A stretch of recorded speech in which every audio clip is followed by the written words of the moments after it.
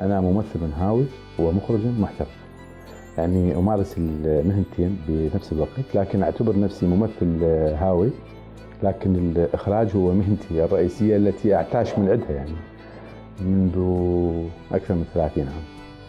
فأنا جمال أمين، المخرج والممثل السينمائي العراقي. عملت طبعا في مجال التلفزيون والسينما وبعض الأحيان في المسرح، لكني درست السينما، فلهذا أعتبر نفسي سينمائيا. أنا صار لي يعني من سنة 1981 مسافر ومهاجر في بلدان كثيرة وعديدة جدا، في قارات مختلفة وبلدان مختلفة. الهم الأول للسفر كان هو المعرفة، والدراسة كان المفروض يعني أطلع برا حتى أدرس، وأنا درست طبعا بعدين برا. لكن الشيء الذي دفعني للسفر، الهجرة الأولى، السفرة الأولى، هو الخوف من الحرب. الحرب العراقية الإيرانية كانت بادية صار لها سنة تقريبا، والحرب مدمرة لعينة. الحرب تحرق الأبيض والأسود، تحرق الحرث والنسل كما يقال. فلهذا هربت من الحرب لاذا إلى الكويت. من الكويت رجعت إلى العراق، ومن العراق ذهبت إلى الأردن، ومن الأردن إلى الدنمارك. وبعد أن أصبحت أحمل الجنسية الدنماركية، الآن أنا مقيم في المملكة المتحدة وفي لندن.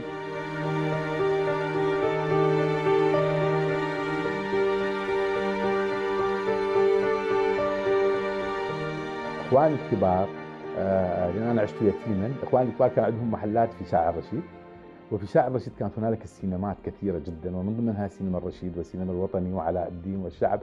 كنت أذهب من المحلات مالتهم إلى السينمات وأشاهد الأفلام. طبعا الصورة بدت يعني تصير عندي خيال اللي هو السينما، أروح أشوف الفيلم السينمائي، والواقع اللي هي منطقة شعبية وبها طبعا التشابيه، وهذه المواكب اللي بها موسيقى وبها بوق وبها أشياء كثيرة جدا. بدأت تتولد عندي مسألة الإحساس السينمائي، أن أكون نجم، أن أكون بطل، أن أطلع قدام الناس والناس تشوفني تباوع علي. هذا الطموح الأول، أنه شلون أنا ألفت نظر الناس إلي، أنه ينتبهون علي، أنه أنا راح أؤدي شيء جديد جدا. فبعد ذلك طبعا رحت إلى النشاط المدرسي. النشاط المدرسي يعني كان عمري حوالي 13 سنة. الأستاذ قاسم صبحي، الفنان المسرحي الكوميدي الكبير، هو الذي جاء إلى متوسطات يعني المدارس المتوسطة، واختار لكي يكون فرقة مدرسية، يعني فرقة للنشاط المدرسي، واختارني. كنت من ضمن فرقة للنشاط المدرسي مع الأستاذ قاسم صبحي. وبعد ذلك فرقة النشاط المدرسي كانت فرقتين: فرقة للمحترفين اللي بها كبار الممثلين والنجوم العراقيين، هؤلاء كبار، نجوم كبار، أنا كنت أروح أذهب معاهم ولا أمثل الأدوار الصغيرة أو الكومبارس. وفي فرقتنا إحنا كنشاط مدرسة طلاب كنت أمثل الأدوار الرئيسية في المسرحيات التي كانت تنتج. هذا لحد الآن أنا كنت لازلت طفلا يافعا، شابا مراهقا، إلى حد عمر 14 سنة.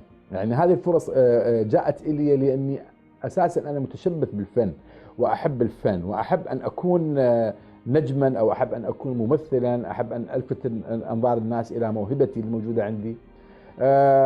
بعد ذلك طبعا من هاي المرحلة أوتوماتيكيا تحولت من النشاط المدرسي إلى أن ذهبت إلى معهد الفنون الجميلة، وتم قبولي بالوجبة الأولى. وكنت يعني سعيد جدا، يعني من الناس السعداء أنه أنا قبلت في معهد الفنون الجميلة، حتى أن والدتي رحمها الله ذهبت إليها فرحا، يعني قالت لي: ماذا بك؟ قلت لها: قبلوني طالبا في معهد الفنون الجميلة. زعلت مني كثيرا، قالت: كنت أتوقعك أن تكون مهندسا أو طبيبا. كان المفاجأة الجميلة عندما مثلت بطولتي أول فيلم بيوت في ذلك الزقاق في بغداد، كانت هي معي في حفل الافتتاح، وذهبت معي وقعدت في مكان يسموه اللوج، يعني المدعوين يقعدون في هذا المكان. وعندما ظهرت على الشاشة هلهلت وزغردت انه ابنها رفع راسه وطلع بالسينما والناس قامت تشوف. هذه كانت مفارقة، قلت لها احسن من طبيب ومهندس بالنسبة لي يعني. بعد ذلك طبعا ذهبت الى معهد فنون جميلة درست. اهلا بالصباح. حلوة الشمس اليوم. ايه حلوة. اقول هنية. ها؟ اريد احدرج حزورة. اي. اذا واحد اي. ويريد يشتري له باكيت جقاير، شلون يفهمه له بالدكان؟ اخره اي اخرس. يقول مم.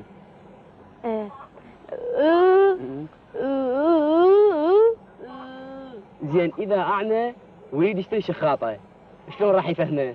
أعمى؟ اي اعمى. ها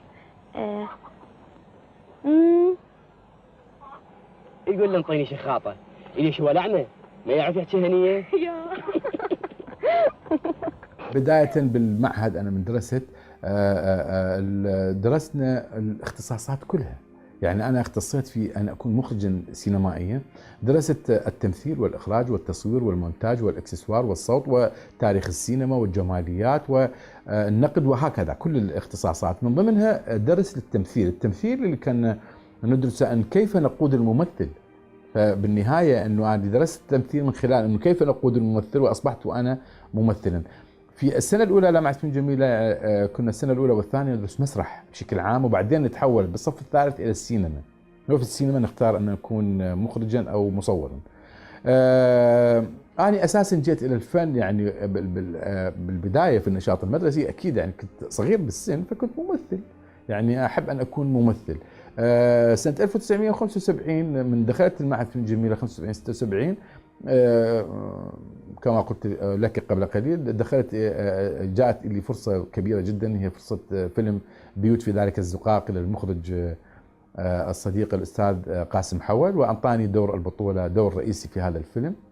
فاستمرت عندي حالة أن أكون ممثلا، يعني طيلة ما أنا كنت طالب في معهد فنون جميلة لكني أدرس الإخراج. أما كمخرج فصارت عندي الفرصة الأولى في عندما هاجرت إلى الكويت في السنوات الأولى من الحرب العراقية الإيرانية، وفي الكويت منحني الفرصة الأولى أن أكون مخرجا المخرج فيصل ياسري مع أحد الشركات اللي في الكويت اسمها شركة النورس على ما أتذكر.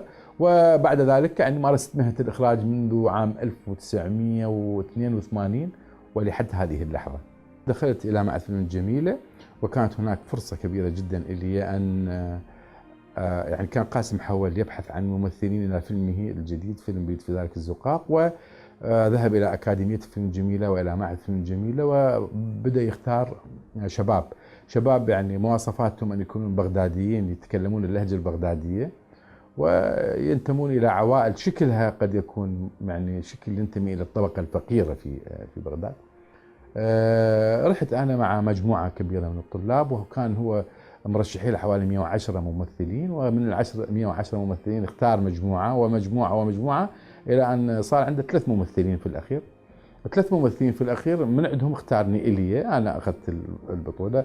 بعد ذلك كارلو هارتيون المخرج كارلو هارتيون كان يبحث عن ممثلين لفيلم اللوحة بداية، وفيلم البندول هو الفيلم الثاني. فيلم اللوحة كان مختار البطل اللي هو الفنان جلال كامل، فأنا رحت إلى ظل البطل.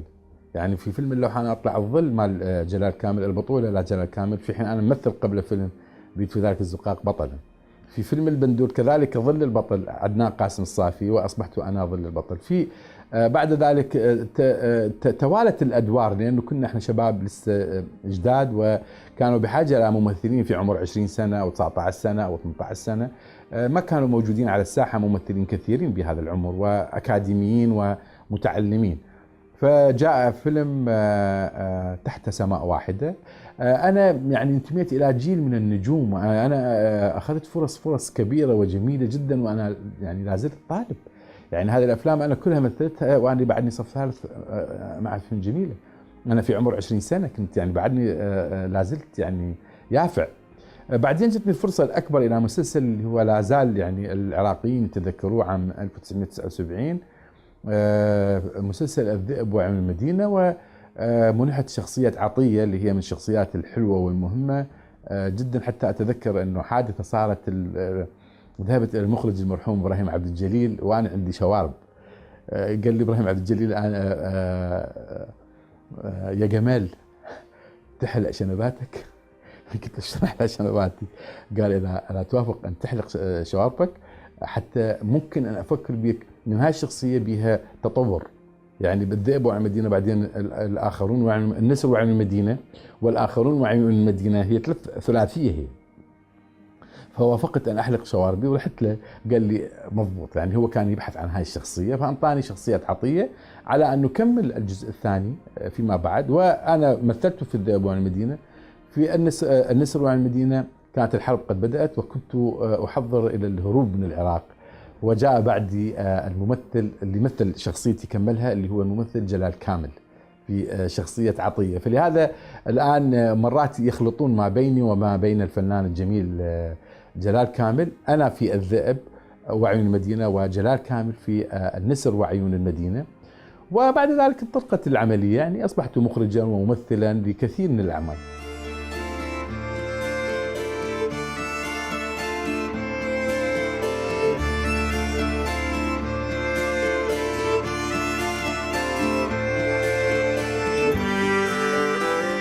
بعد وصولي للكويت سنة 1981، نهاية عام 1981، عملت مصورا سينمائيا. يعني كانت لي فرصة جميلة أن أعمل مصور سينمائي، وكانت فرصة كبيرة جدا أن أتعلم، يعني أن أضيف إلى خبرتي خبرة جديدة. وكنت أنتظر الفرصة أن أصبح مخرجا. كما قلت لك سابقا الأستاذ فيصل ياسري، كانت هناك شركة بحاجة إلى مخرج أن يقوم بإخراج أفلام دوكيومنتري عن الزراعة، فاختارني الأستاذ فيصل ياسري وكلم هذه الشركة. ذهبت إلى هذه الشركة، قال لهم هذا المخرج. يعني لما شافوني أنا كان عمري 23 سنة، مخرج وشركة ومعتمدة وعندها منافسة، تدخل بمنافسة. يعني هنالك كان فيلم ديوان الأميري، أفلام عن الزراعة حتى يروجون إلى حملة زراعية في الكويت، فأنطوا هاي الأفلام إلى عدة مؤسسات في الكويت حتى ينتجوا لهم الفيلم. يأخذون الفيلم، يعني هم يصرفون إنتاج على هاي الأفلام، لكن مو كل الأفلام تعرض، يعرضون بس الفيلم الفائز، وفاز فيلمي. وأصبحت أنا يعني مخرج مركز علي الأضواء. فاختارون الشركات، بدت يعني تبحث علي. بدت اكو شركة مهمة اسمها البيت الإعلامي للفنان الشاعر الجميل والسيناريست زهير الدجيلي، وكان معاه الدكتور فايق الحكيم، وكانت عندهم شركة اسمها البيت الإعلامي. اشتغلت معهم أعمال كثيرة جدا، يعني سواء على مستوى الدوكيومنتري أو على مستوى يعني دراما. وبعد ذلك يعني ظليت عايش بالكويت فترة طويلة. اشتغلت قلت لك أعمال كثيرة، اشتغلت مسرح في الكويت، يعني مسرح الأطفال، إلى أن صار الاحتلال العراقي إلى الكويت، وكانت هذه طامة كبرى. يعني كنا هربانين من الحرب جت عندنا إلى الكويت، فالرجوع إلى بغداد. وفي بغداد عام 1991 عملت في تلفزيون بغداد من سنة 1991 لعام 1993.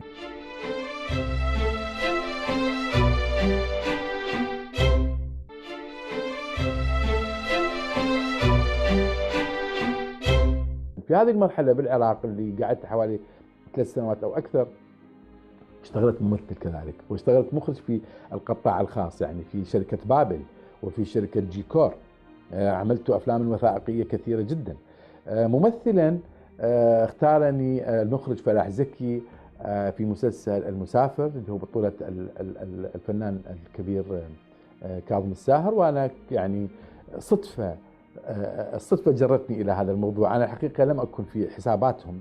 سنة 93 بدأت المشاكل، يعني تعرف في العراق، وضغط وحصار، والعمل مع الإعلام، مع التلفزيون، مع السينما يحتاج إلى نفس من الحرية، أن تكون حرا، أن تعبر عن آرائك بشكل حر.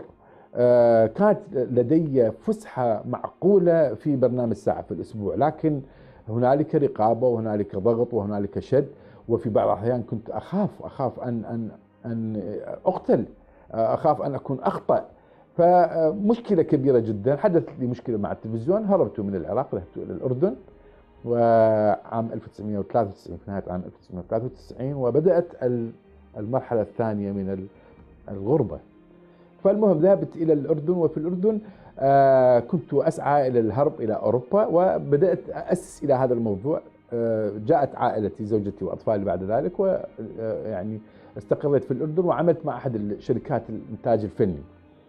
فعملت بالبداية، هم مو بحاجة إلى مخرج يعني يسوي لهم دراما، أو بحاجة إلى مخرج يسوي لهم أفلام وثائقية، أو كانوا بحاجة إلى مخرج يسوي لهم أفلام دعائية، وهذه قد يكون الجمهور ما يعرفها عني.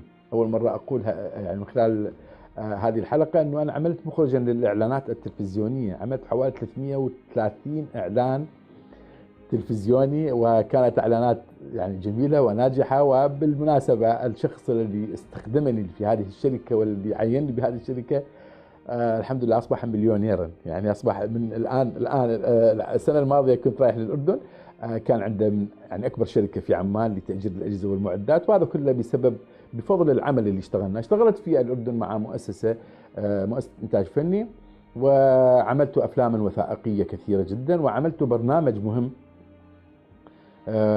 اسمه مسابقات عربية. وهذا البرنامج ذهب إلى مهرجان القاهرة للإذاعة والتلفزيون، وحصلت على الجائزة الفضية سنة 1997 أنا حصلت على الجائزة الفضية لمهرجان القاهرة للإذاعة والتلفزيون عن الأردن. طبعا الجائزة ذهبت إلى المملكة الأردنية الهاشمية، لأنه الشركة المنتجة كانت شركة أردنية. وهنالك قمت بعمل فيلم دوكيومنتري طويل حوالي 55 دقيقة يتحدث عن الملك حسين، جلالة الملك حسين في تلك الفترة، وكان من الأفلام المهمة يعني في مسيرة حياتي. يعني انتقالة مهمة جدا أن تعمل فيلما 55 دقيقة إلى ملكا عربيا. والفيلم كان اسمه شموع أضيئت في عهد الحسين، وكان معي مخرجا آخر هو الأخ والصديق مصطفى سلامة. وبعد ذلك جاءتني الفرصة أن أذهب إلى الغرب، إلى أوروبا، وهنا بدأ الخوف أن أذهب أنا وعائلتي إلى عالم المجهول. يعني أنا جاي من الشرق فذهبت إلى الدنمارك سنة 1997، وكانت هي المحطة الأكثر قسوة قد تكون بالنسبة لي، لأنه عندما تذهب إلى أوروبا وأنت أعزب غير ما تذهب وأنت متزوج ومعك عائلة وأسرة وأطفال، وأن تروح إلى بلد أنت لا تعرف عنه كثير، لا تعرف عاداتها، لا تعرف تقاليدها، لا تعرف طريقة تفكير الناس، المستوى الاقتصادي، العلاقات الاجتماعية، بعدين الطقس والجغرافيا، هنالك برد، هنالك مطر، هنالك ثلوج دائما. فبدأت الغربة الحقيقية لي يعني عام 1997 ولا زلت بها لحد الآن. في الدنمارك الحقيقة أتيحت لي فرص قد تكون أكبر من الفرص التي أتيحت لي في الدول السابقة. بداية أصبحت عضوا إلى اتحاد المخرجين الدنماركيين حتى أبدأ بشكل جيد وبشكل صحيح. فعملت مع يعني عدة مؤسسات دنماركية لأفلام وثائقية وفيلم روائي واحد، فيلم روائي قصير طبعا. عملت في محطة تلفزيونية في الدنمارك اسمها DR2، عملت لها عدة برامج، وعملت لها فيلما وثائقيا بعنوان حياة في الظل. هذا فيلم وثائقي شارك بعدة مهرجانات في الدنمارك. وعملت الفيلم الأول فيلم راكا، وهو فيلم يتحدث عن أحد النحاتين السويديين المقيمين في الدنمارك. وبعد ذلك عملت فيلما بعنوان جبار، وهو يتحدث عن أحد الفنانين التشكيليين العراقيين المقيمين في شمال أوسلو، وهو يتحدث هذا الفيلم عن الغربة كذلك، يعني الغربة والقسوة في الغربة بالنسبة إلى الفنان العراقي بعمر كبير، يعني كان هو عمره كبير يعني بسن كبير جدا، وهو رجل يرسم الصحراء لكنه ذهب إلى الثلوج، فشتان ما بين يعني الواقع اللي كان يعيشه والواقع الجديد. بعد ذلك عملت على فيلم اسمه قطع غيار، وفيلم قطع غيار يتحدث عن أبطال كما قال أحد النقاد أبطال معطوبين. قطع غيار هو يتحدث عن مجموعة من المهاجرين العراقيين اللي فقدوا أجزاء من أجسادهم. يعني الفيلم يتحدث عن 2 ضريرين، وأحد الأشخاص اللي كان يعاني من حالة سيكولوجية نتيجة الحرب، يعني نتيجة مو الحرب العفو، نتيجة اعتقاله بأحد السجون في أبو غريب في ذلك الوقت.